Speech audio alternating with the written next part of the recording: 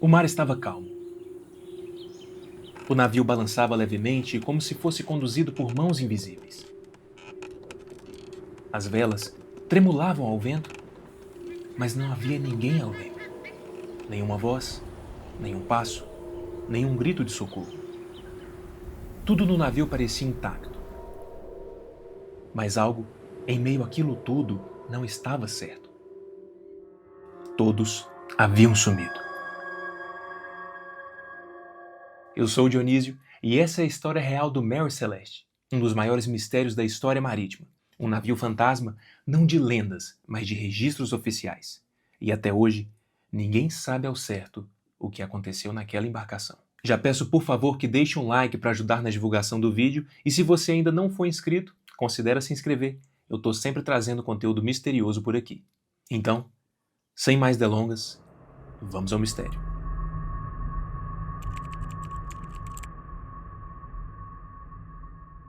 Em 1860, na isolada vila de Spencer's Island, na Nova Escócia, começava a construção de um navio que mais tarde se tornaria um dos maiores enigmas da história marítima. O responsável era Joshua Dewis, que ergueu a embarcação com madeira das florestas locais no estilo bergantim. Em 1861, diante da população reunida, o navio foi lançado ao mar com o nome de Amazon. Com cerca de 30 metros de comprimento e quase 200 toneladas, o Amazon era robusto e preparado para cruzar oceanos. Seu primeiro capitão, Robert McLellan, adoeceu subitamente durante a viagem inaugural e morreu poucos dias depois. Sob o comando de John Knudsen Parker, o navio sofreu 2 acidentes, um nos Estados Unidos e outro no Canal da Mancha. Ainda assim, seguiu operando por 2 anos no comércio com as Índias Ocidentais. Em 1867, uma tempestade lançou o Amazon contra a costa da ilha de Cape Breton. Considerado perda total, o navio foi abandonado. Mas ele não ficou esquecido por muito tempo. Em poucos meses, passou por várias mãos até ser comprado por Richard W. Haines, um marinheiro americano que o reformou completamente. Ele investiu quase $9 mil nessa empreitada e lhe deu um novo nome, Mary Celeste. O renascimento, no entanto, não afastou os infortúnios. Em 1869, o navio foi retomado por credores e vendido a um consórcio liderado por James Winchester. Durante os 3 anos seguintes, o Mary Celeste sumiu dos registros oficiais como se tivesse desaparecido no tempo. Ele somente voltaria a ganhar destaque em 1872 após uma nova e ambiciosa reforma. Com casco ampliado, segundo Convés e novos proprietários, o navio estava pronto para uma nova fase. E foi nesse ponto que um nome entrou em cena para marcar definitivamente essa história: o capitão Benjamin Spooner Briggs. Nascido em 24 de abril de 1835, na cidade de Wareham, em Massachusetts, Briggs era um capitão respeitado e experiente. Por um breve momento, ele até considerou se aposentar dos mares para abrir um negócio em terra firme com seu irmão. Já estava cansado daquela vida de nômade e queria passar mais tempo com a sua família. No entanto, o plano nunca saiu do papel. Em vez disso, Benjamin apostou suas fichas no recém-reformado Mary Celeste.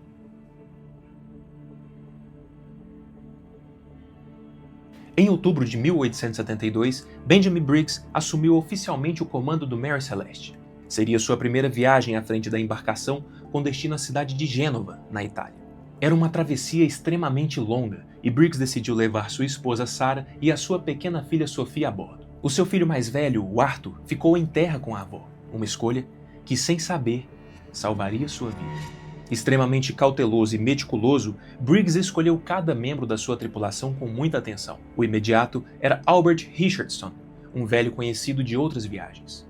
O segundo imediato, Andrew Gilling, tinha 25 anos e vinha de Nova York. O mordomo, Edward William Head, recém-casado, foi indicado pessoalmente por Winchester. Os marinheiros principais formavam um grupo experiente: 4 alemães das Ilhas Frísias, os irmãos Volkert e Bos Lorenzen, Arjan Martens e Gottlieb Goldshaw, desculpem a pronúncia. Todos foram descritos como profissionais calmos, habilidosos e confiáveis. Iniciava-se ali uma travessia que jamais chegaria ao destino previsto e que daria início a um dos maiores mistérios da história naval. Em 20 de outubro de 1872, o capitão Benjamin Briggs chegou ao Pier 50, no East River, em Nova York. Seu objetivo? Supervisionar pessoalmente o carregamento da carga que levaria em sua próxima travessia transatlântica. Tratava-se de nada menos que 1.701 barris de álcool industrial. Foi na manhã de 7 de novembro de 1872 que o Mary Celeste deixou o Pier 50 e partiu com destino a Gênova. Enquanto isso, não muito longe dali, outro navio se preparava para zarpar. Era o bergantim canadense Dei Gratia, com o mesmo destino de Mary Celeste. O navio zarpou de Nova York no dia 15 de novembro de 1872, 8 dias após a partida de Mary Celeste. Comandado por 2 marinheiros experientes da Nova Escócia, o capitão David Morehouse e seu imediato Oliver Deville, o Dei Gratia seguia pela mesma rota geral, cruzando o Atlântico em direção ao Mediterrâneo. Temos aqui 2 navios, 2 capitães experientes e uma mesma rota, mas apenas um deles chegaria a seu destino. Na tarde de 4 de dezembro de 1872, no meio do Oceano Atlântico, entre os Açores e a costa de Portugal, o Dei Gratia avançava por uma região remota e traiçoeira. Era 1 da tarde quando o capitão David Morehouse subiu ao convés. Foi então que o timoneiro apontou para uma embarcação distante, a cerca de 6 milhas. Algo parecia fora do normal. O navio navegava de forma instável, com movimentos erráticos e velas mal ajustadas.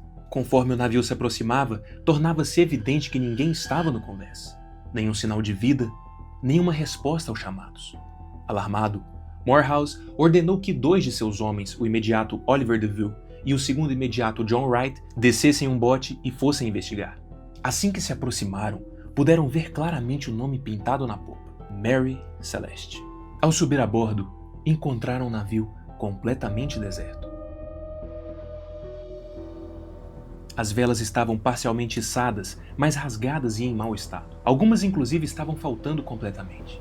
Cordas balançavam soltas nas laterais e alguns dos cabos que sustentam as velas estavam rompidos. A escotilha principal, que dá acesso ao porão de carga, estava fechada, mas as demais, como a da proa e a da lazareta, que são compartimentos usados para armazenamento, estavam abertas com as tampas largadas no convés. E o único bote salva-vidas que tinha no navio havia desaparecido. A bitácula, uma caixa que abriga a bússola de navegação, estava solta e a sua cobertura de vidro havia se quebrado. Dentro do porão havia cerca de 1 metro de água acumulada, o que não era alarmante para um navio daquele porte, mas indicava que ninguém o estava mantendo sob controle. Uma sonda improvisada, usada para medir esse nível de água, foi encontrada largada no convés, como se tivesse sido usada às pressas e depois esquecida. Na cabine do imediato, Oliver Deville encontrou o diário de bordo. A última anotação era do dia 25 de novembro, 9 dias antes, e indicava que o navio estava próximo à ilha de Santa Maria nos Açores, a quase 740 quilômetros de onde foi encontrado. O interior estava úmido e um pouco bagunçado, com sinais da água da chuva que entrou por portas e janelas. Ainda assim, tudo parecia em ordem. Os pertences do capitão Briggs estavam lá, inclusive uma espada sob a cama, mas a maioria dos documentos e instrumentos de navegação haviam desaparecido. Curiosamente, a cozinha estava limpa, organizada, sem qualquer refeição e preparo, e os mantimentos, intocados e bem abastecidos. Não haviam sinais de violência, nenhum vestígio de incêndio, nada que indicasse pânico. Tudo levava a crer que o bote salva-vidas fora utilizado de maneira deliberada e ordenada. Deville retornou ao Dei Gratia e relatou suas descobertas ao capitão Morehouse. Diante do mistério e da boa possibilidade de uma generosa recompensa, Morehouse decidiu levar o navio fantasma até Gibraltar. Pela lei marítima, quem resgatasse uma embarcação à deriva poderia receber uma parte significativa do valor do navio e da sua carga, principalmente se o resgate envolvesse risco. O capitão ordenou que 3 de seus homens fossem a bordo do Mary Celeste, enquanto ele e mais 4 permaneceram no Dei Gratia e partiram rumo a Gibraltar. Eles chegaram no seu destino ao dia 12 de dezembro. No entanto, Mary Celeste só atracou na manhã do dia seguinte. Assim que chegou, foi imediatamente apreendido pelas autoridades, que abriram uma investigação formal sob o tribunal do vice-almirantado britânico. As audiências do Tribunal de Salvamento começaram no dia 17 de dezembro de 1872. Quem presidia o caso era Sir James Cochrane, juiz-chefe do Supremo Tribunal local. A condução da investigação ficou a cargo de Frederick Solly-Flood, o procurador-geral, um homem de reputação extremamente rígida, descrito por historiadores como alguém que tinha mais orgulho do que bom senso. Flood estava convencido desde o início.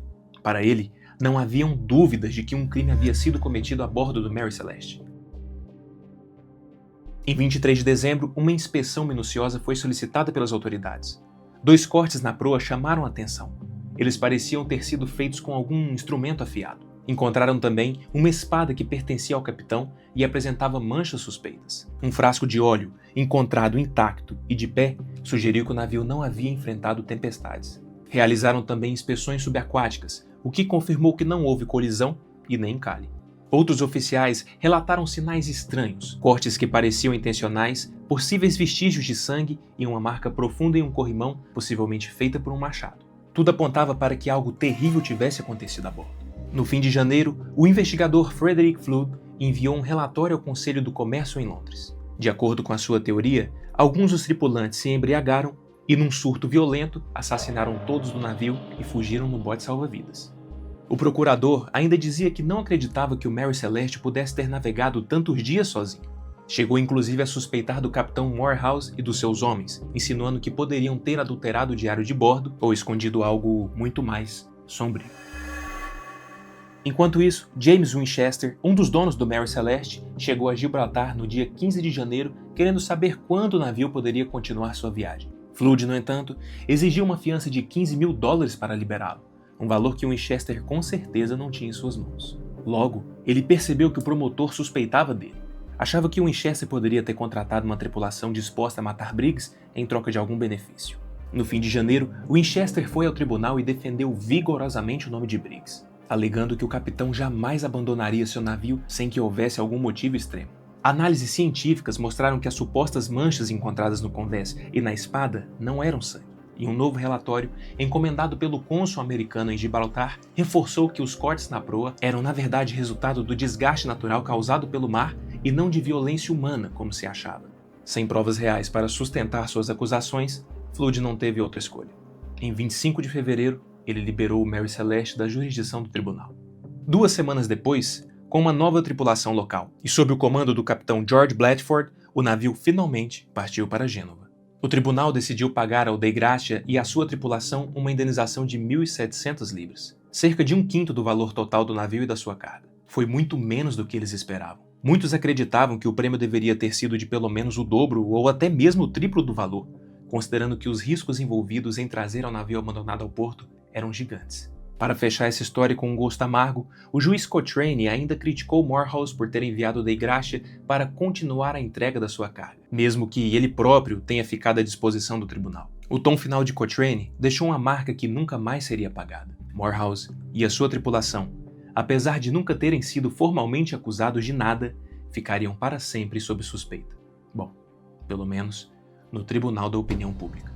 Mesmo com a liberação do Mary Celeste e a frágil conclusão das audiências em Gibraltar, o mistério continuava longe de acabar. Embora as evidências não sustentassem as teorias de assassinato e conspiração, a suspeita de que algo obscuro havia acontecido a bordo não se dissipou. O caso era estranho demais para simplesmente ser arquivado. Por um tempo, surgiram insinuações de que tudo poderia ter sido uma fraude de seguro. Afinal, o Mary Celeste estava super segurado. O valor da apólice de seguro era muito maior do que o próprio valor real do navio. Porém, Winchester conseguiu apresentar provas suficientes para afastar essa acusação e as seguradoras envolvidas sequer chegaram a abrir investigações a respeito desse assunto. Ainda assim, as especulações continuaram.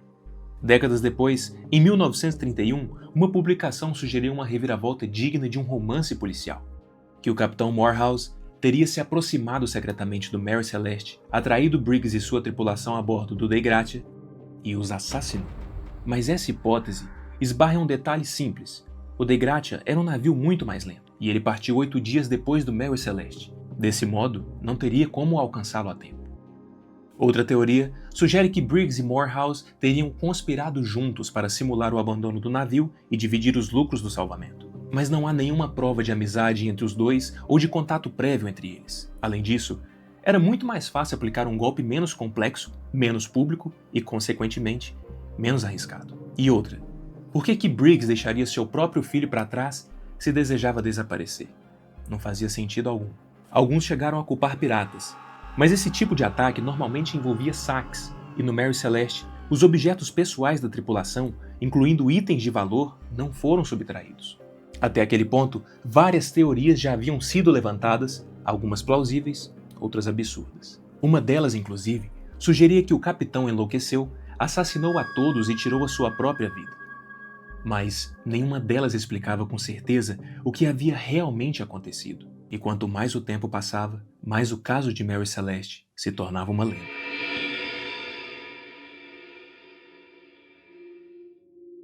Com o passar do tempo, algumas teorias tentaram explicar o abandono do Mary Celeste não como um ato de violência ou conspiração, mas sim como uma decisão desesperada diante de um possível desastre a bordo. Uma das histórias mais plausíveis veio de Oliver Cobb, primo do Capitão Briggs. Segundo ele, a tripulação pode ter deixado o navio temporariamente usando um bote salva-vidas como precaução diante de um possível vazamento de álcool ou risco de explosão. A ideia seria se afastar do Mary Celeste, mantendo o bote preso por uma corda e retornar quando o perigo passasse. Inclusive, o relatório de Oliver DeVille apontava que o cordame realmente estava em mau estado, sinal de que, muito provavelmente, parte dele pode ter sido usado para amarrar o bote ao navio. Mas e se a corda por algum motivo acabasse se rompendo? Nesse caso, o Mary Celeste seguiria à deriva, empurrado pelo vento, enquanto a sua tripulação desapareceria na vastidão do oceano. Mas essa teoria enfrenta muitas críticas. Quem, em sua sã consciência, amarraria um bote em um navio que está na iminência de explodir? Outros defendiam que um capitão experiente dificilmente deixaria o navio ainda navegável para se arriscar em um bote salva-vidas, mesmo havendo o risco de uma explosão parcial. Nessa hipótese, de acordo com especialistas, o navio continuaria sendo a opção mais segura. O que nos leva a supor que abandonar o Mary Celeste teria sido um ato de extremo pânico, ou algo pior. O diário de bordo continha anotações sobre barulhos sinistros vindo do porão, sons semelhantes a pequenos estalos ou explosões. E, de fato, o álcool industrial, quando mal ventilado, pode liberar vapores inflamáveis. Acreditou-se que talvez alguém tenha descido ao porão com uma chama aberta, uma lanterna a óleo ou até mesmo um charuto aceso, e isso poderia ter causado uma explosão. Não grande o suficiente para destruir o navio, mas forte o bastante para assustar a todos. Para os entusiastas dessa teoria, a escotilha, que foi encontrada em uma posição incomum, como se tivesse sido arremessada para cima, seria o sinal de que de fato aconteceu uma explosão. E, com isso, tomados pelo medo de que aquilo fosse apenas o começo de um desastre, o Capitão Briggs, sua família e toda a tripulação embarcaram no bote salva-vidas, cortaram a corda e partiram. Apesar de todas as teorias rebuscadas, há um ponto em que a maioria dos estudiosos e comentaristas concorda. Algo de realmente extraordinário e alarmante deve ter acontecido para levar todos a abandonarem o Mary Celeste, um navio sólido, estável, com comida e sem sinais evidentes de dano grave. O imediato Oliver DeVille, um dos primeiros a subir a bordo do navio, tentou oferecer uma explicação técnica. Ele sugeriu que o abandono pode ter sido causado por um erro na leitura da sonda. Nesse caso, se a sonda ou as bombas estivessem com defeito, Briggs poderia ter acreditado que o navio estava afundando. E dessa forma, ordenar uma evacuação imediata seria uma decisão lógica. Alguns especularam ainda sobre fenômenos naturais. Uma tromba d'água poderia ter atingido o navio. A queda repentina da pressão atmosférica causada por esse tipo de fenômeno poderia ter empurrado a água dos porões para as bombas, criando então a ilusão de que o navio estava se enchendo. Além disso, a força da tromba poderia ter danificado o cordame e as velas, justificando o estado em que o Mary Celeste foi encontrado. A teoria das microexplosões, antes descartada por falta de danos visíveis ao navio ou na carga, ganhou força em 2006, com um experimento realizado pelo químico Andrea Sella, da Faculdade Universitária de Londres. Ele recriou o porão do Mary Celeste com caixas simulando os barris de álcool e injetou gás butano. O resultado foi surpreendente. Surgiu uma bola de fogo, seguida de uma forte onda de pressão, mas sem queimaduras, fuligem ou danos estruturais. Foi uma espécie de explosão limpa, sem calor persistente. Com o passar dos anos, os fatos sobre o Mary Celeste começaram a se confundir com a ficção. O mistério, já intrigante por si só, ganhou contornos ainda mais nebulosos, alimentados pela imaginação popular e o fascínio por histórias sobrenaturais. Em junho de 1883, o Los Angeles Times publicou uma versão dramatizada do caso. Segundo o texto, as velas estavam perfeitamente içadas, o leme firme, o fogo aceso na cozinha, o jantar servido e ainda quente. Até o diário de bordo teria sido escrito até o momento exato da descoberta. Porém, nada disso era verdade. Mas o público adorava. Outras revistas seguiram o mesmo roteiro. Em novembro de 1906, uma revista publicou uma versão ainda mais fantasiosa. Alegava que o navio havia sido encontrado a milhares de quilômetros do local real, perto das ilhas de Cabo Verde. O imediato foi confundido com o capitão e, pasmem, até galinhas vivas foram descritas a bordo. A essa altura, separar o real do inventado já não era uma tarefa fácil. Mas talvez a reinvenção mais marcante tenha vindo de um nome bem conhecido: Arthur Conan Doyle, criador de Sherlock Holmes. Em janeiro de 1884, com apenas 25 anos e ainda atuando como cirurgião naval, Doyle publicou um conto na Cornhill Magazine intitulado A Declaração de J. Habakkuk Jefferson. O texto não tinha a intenção de ser um relato factual, era pura ficção, mas acabou influenciando profundamente a maneira como o público lembraria do caso. Na história de Doyle, o navio foi renomeado para Marie Celeste. O capitão virou J.W. Tibbs e a viagem partia de Boston para Lisboa. A bordo, um fanático chamado Septimus Goring, movido por ódio racial, suborna parte da tripulação, assassina o capitão e leva o navio até a costa da África Ocidental. Todos a bordo são mortos, menos Jefferson, que é poupado por carregar um amuleto mágico reverenciado pelos criminosos. Embora Doyle nunca tenha pretendido que a história fosse interpretada como verdade, o impacto foi imediato. O conto era envolvente e exótico e por muito tempo confundiu leitores, a ponto de Horácio Sprague, o cônsul dos Estados Unidos em Gibraltar na época do caso real, se sentir compelido a investigar se havia alguma conexão com a realidade. Em 1904, uma teoria sugeriu que a tripulação teria sido levada por uma criatura marinha colossal, talvez um polvo ou uma lula gigante. Esses animais existem e podem ser agressivos com embarcações. Algumas versões invocaram inclusive o Triângulo das Bermudas, mesmo que o navio tenha sido abandonado em uma parte completamente diferente do Atlântico. E, claro, surgiram também as teorias envolvendo discos voadores e abduções alienígenas. A essa altura, o Mary Celeste já não era apenas um mistério marítimo, era uma lenda, e talvez o maior enigma dos mares já registrado.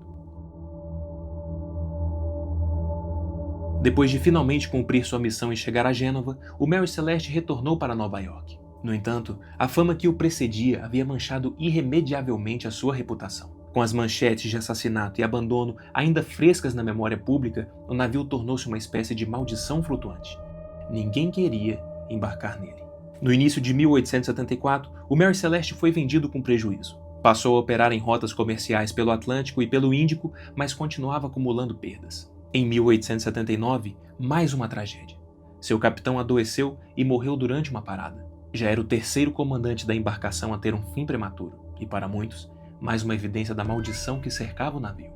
Anos depois, já em 1884, começou o capítulo final da história, e com ele, o único crime que foi realmente confirmado ligado ao Mary Celeste. Uma fraude havia sido planejada. A embarcação foi carregada com mercadoria barata, registradas como valiosas e seguradas por uma quantia milionária. Dias depois, foi deliberadamente lançado contra um recife no Haiti e destruída. O plano era simples: declarar a perda, acionar o seguro e lucrar com isso. O cônsul local percebeu a farsa. As seguradoras investigaram e o esquema foi desmascarado. Os envolvidos foram levados a julgamento. A acusação era extremamente grave: afundar deliberadamente o próprio navio, um crime que na época podia levar à pena de morte. O veredito, porém, nunca veio. O júri não chegou a um consenso e, em vez de um novo julgamento, houve um acordo. Devolveram dinheiro e escaparam da condenação, mas não da ruína. O responsável pela fraude morreu na pobreza meses depois. Um de seus cúmplices enlouqueceu e o outro tirou a própria vida. Para alguns, esse era o destino cobrando a sua dívida, a última sombra lançada pela maldição do Mary Celeste.